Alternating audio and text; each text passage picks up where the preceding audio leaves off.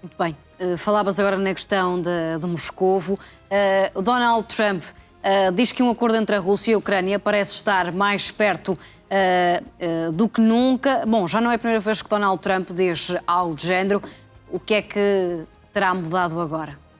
Eu, sinceramente, acho que Donald Trump diz isto para manter a bolha mediática ativa. Ou seja, na realidade, infelizmente, eu acho que nós não estamos mais perto. E se nós ouvirmos mesmo militares ucranianos, eles têm noção que o conflito está para durar. É algo extremamente duro. Nós sabemos que, mais uma vez, vai haver uma reunião na Flórida, ou seja, uma delegação russa vai se deslocar, como foi noticiado há pouco, para falar outra vez com a administração de Donald Trump.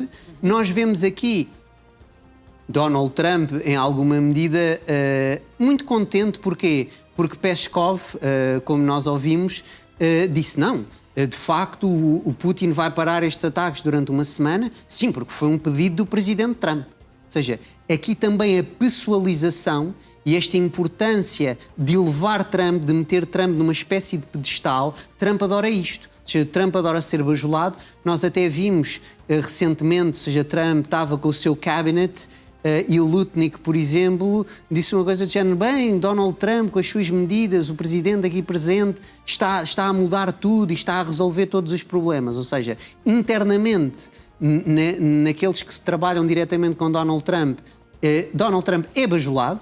Vemos também Peskov aqui, em alguma medida, a fazer o mesmo. E nós sabemos que isto funciona. Se me permites a expressão, Donald Trump gosta que lhe passem a mão pelo pelo.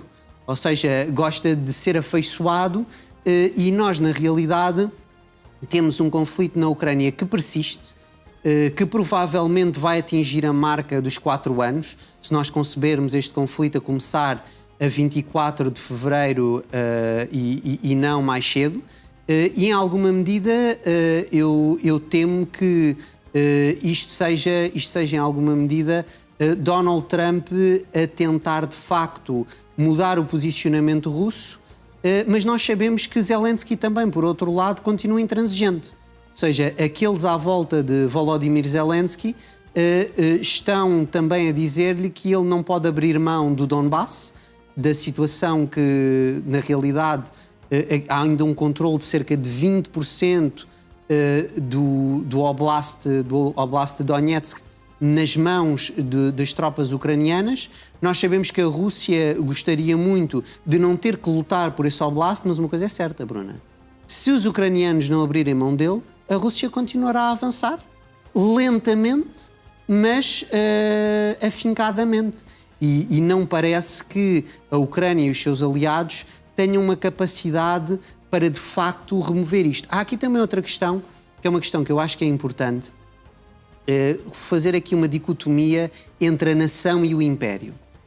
Um pensador francês extremamente importante, acho que é dos pensadores europeus vivos ainda de topo, o Alain de Benoist, já disse no passado que aquilo que se passa microscopicamente no conflito entre Kiev e Moscovo é uma batalha entre a nação e o império. Ou seja, a Ucrânia apoia aqui a ideia de nação e a Rússia a ideia de império, porque a Rússia, de facto, vê aqueles 4 oblasts que anexou como parte da nova Rússia, ou seja, a nova Rússia histórica, e, na realidade, a Rússia pensa-se como um império. E agora as pessoas dirão: bem, mas os impérios, isso não são uma coisa do passado? À luz do direito internacional positivo existente, sim. Ou seja, a Rússia é um Estado soberano, a América também. Mas agora reparemos, a Rússia e a América não se comportam em grande medida como impérios e não como nações? E parece-me que isso é claro. E nunca nos podemos esquecer também que o conflito na Ucrânia tem muito a ver com a reorganização da ordem mundial e com a realidade multipolar deste mundo que nós já vivemos. Ou seja, nós não podemos esquecer-nos nunca que o mundo da unipolaridade norte-americana, digamos que vai de 1991 até, se calhar, 2014, quando os russos tomam a Crimeia, já não existe. Ou seja, nós já estamos num mundo que é, em grande medida, a meu ver, tripolar. Nós temos a China e a América como dois polos tecnológicos e económicos importantíssimos, mas a Rússia, devido à sua capacidade não só energética, mas como também bélica, aqui sempre relembrarmos que a questão do poder, Bruna, não é só uma questão económica, é também uma questão bélica, é também uma questão linguística. Por exemplo, as pessoas às vezes pensam assim, bem, na Ucrânia estes nomes todos aparecem ou podem aparecer em russo. De facto, a situação complica-se, por exemplo, o Oblast oriental da Ucrânia, os ucranianos dizem Kharkiv, os russos dizem Kharkov.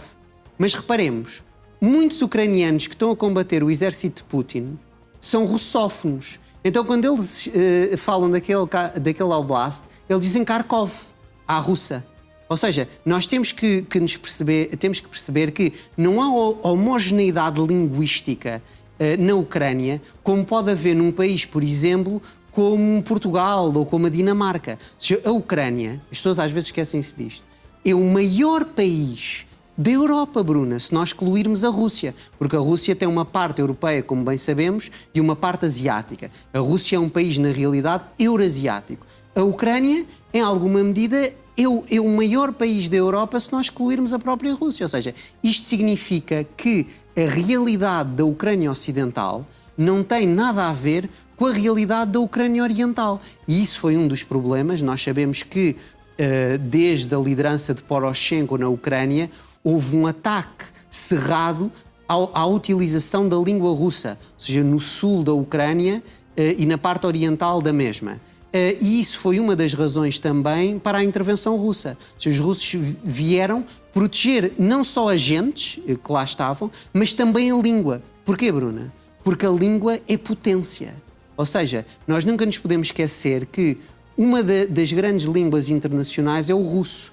Toda aquela parte, por exemplo, no Cazaquistão, em países que estavam na órbita soviética na altura da Guerra Fria, o russo é uma língua regular que as pessoas falam. Ou seja, é sempre importante nós termos esta noção, esta importância da língua nas relações internacionais. Língua é poder.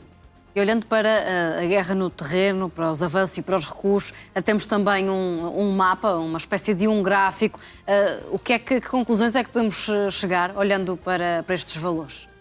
Exato, ou seja, aqui este gráfico que nós temos é o gráfico da troca dos cadáveres. Ou seja, nós temos em alguma medida ali a azul os cadáveres ucranianos e a vermelho os cadáveres russos. Na parte superior do ecrã, nós começamos a partir de 2022 e nós, de facto, vemos ali números equiparados e em alguma medida até vemos, às vezes, os russos a passar mais cadáveres, exatamente nesta primeira parte aqui.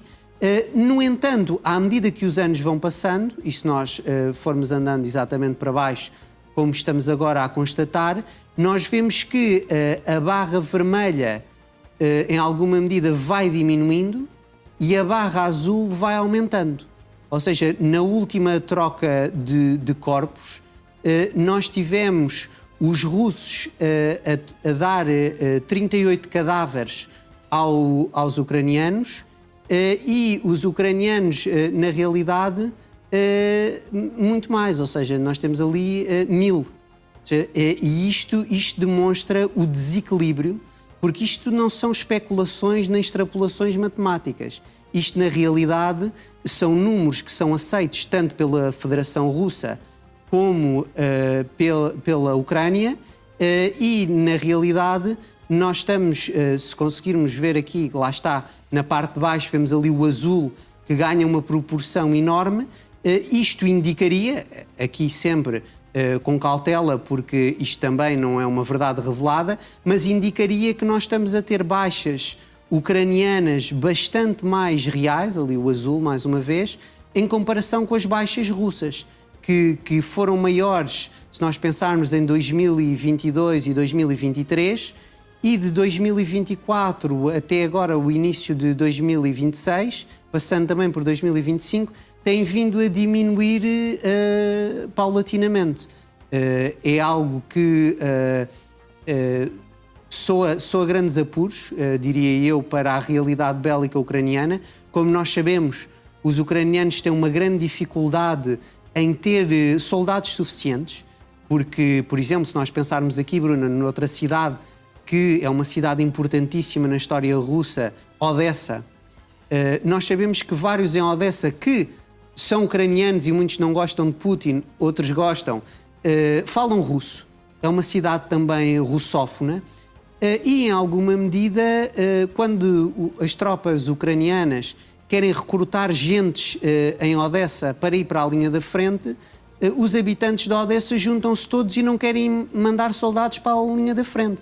Nós temos várias imagens a circular na internet, esposas, mães, contra de facto forças ucranianas que vêm buscar os maridos ou os filhos a combatê-las e muitas vezes a salvar os seus familiares de serem enviados para a linha da frente. E agora nós perguntamos, bem, mas isto não é um esforço bélico nacional da Ucrânia contra a Rússia? Sim, é um esforço bélico nacional. O problema é que na Ucrânia há partes dela mais vincadas e mais dadas a este esforço nacional e depois há outras partes que na realidade querem um cessar-fogo e querem que a situação estabilize.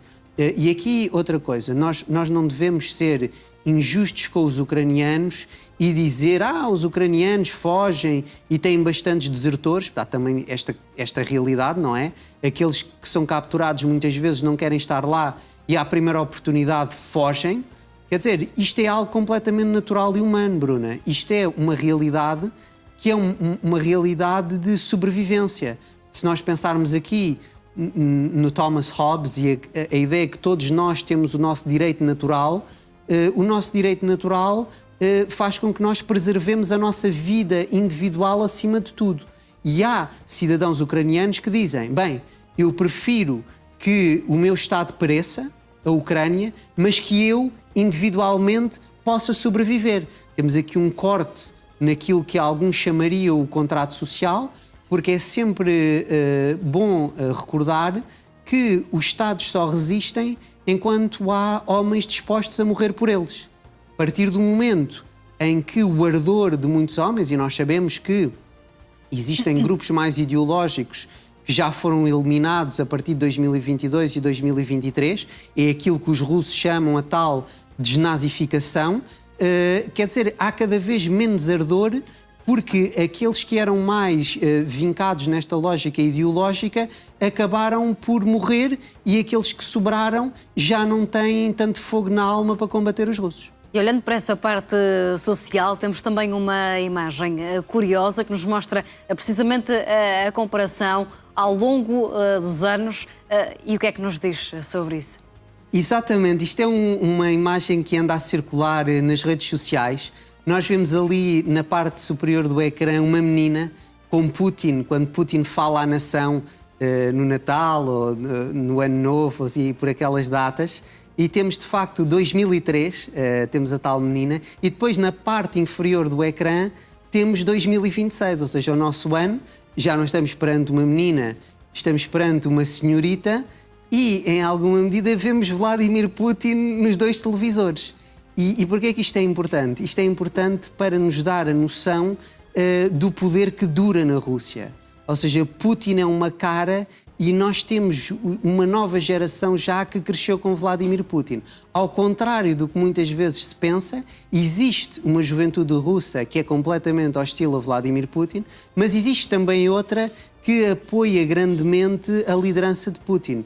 E nós podemos ver isso também ali de 2003 para 2026, a realidade do televisor. Ou seja, às vezes ainda há quem aqui na Europa romano-germânica ou mesmo atlântica pinto uma Rússia caricatural, ou seja, uma Rússia de terceiro mundo. Na realidade, os televisores que nós temos aqui também existem na Rússia e nós também temos esta realidade material. Porque depois da liderança de Boris Yeltsin, que em alguma medida deixou o poder nas mãos dos oligarcas, e aqui relembrar que os oligarcas não vivem só na Rússia, há muitos oligarcas na América e na China também, Vladimir Putin conseguiu meter os oligarcas na linha. Ou seja, fez um pacto com os mesmos e disse o seguinte: não, vocês são oligarcas, vão ter as grandes empresas e vão fazer faturações faraónicas, mas vão investir parte do vosso dinheiro na Rússia e vão dar trabalho e estabilidade económica também aos russos. E nós vimos isso tudo nessa imagem.